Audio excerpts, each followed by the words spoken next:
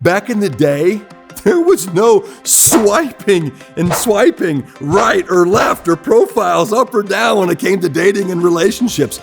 I actually had to lie to my wife's face to get her to go out with me. And thankfully, I didn't have a profile that she could look at that I had to fabricate, right? So listen, things have changed. 40% of all relationships now, they start online. Now, as much as things change when it comes to relationships, there are some things that just don't. I want to give you 5 unchanging truths about dating and relationships. And here's the very first one. Learn to be content when you're with yourself. If you're content with yourself, then you can be content with someone else. If you're not comfortable with you, nobody's gonna be comfortable with you.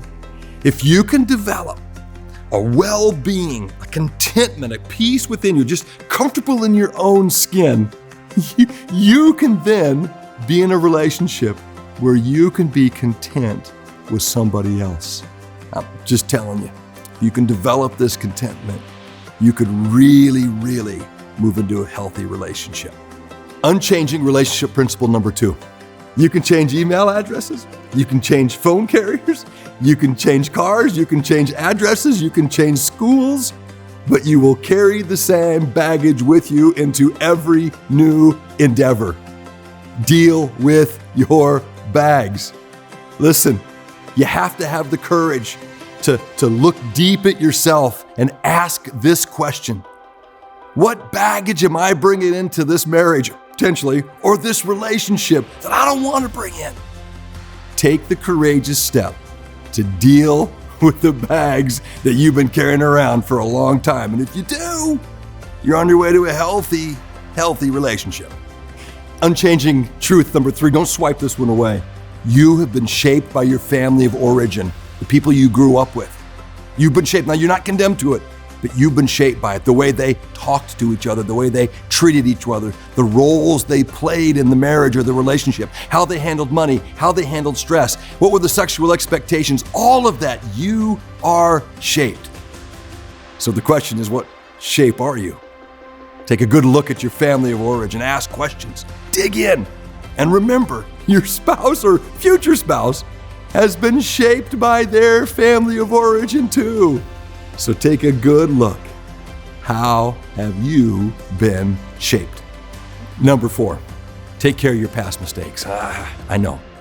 Own up to them. Make them as right, now listen to me, as possible.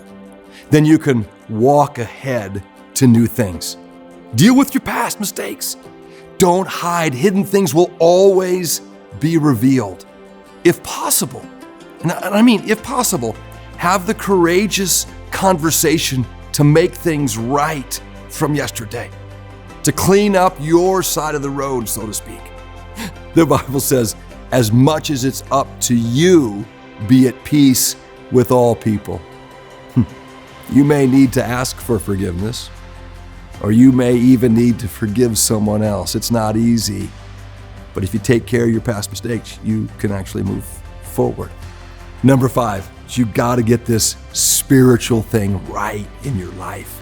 You got to. And you may not be there yet, but you've got to get going on this one. You got to get this Jesus thing right.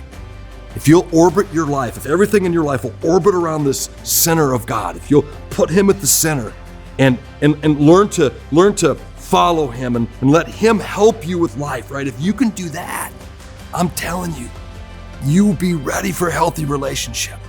Don't expect anybody else to calibrate your heart for you. That's not fair to a partner or a mate or a spouse. It's not fair. You cannot expect someone else to be your heart monitor. You own it. Don't abdicate the spiritual journey to someone else.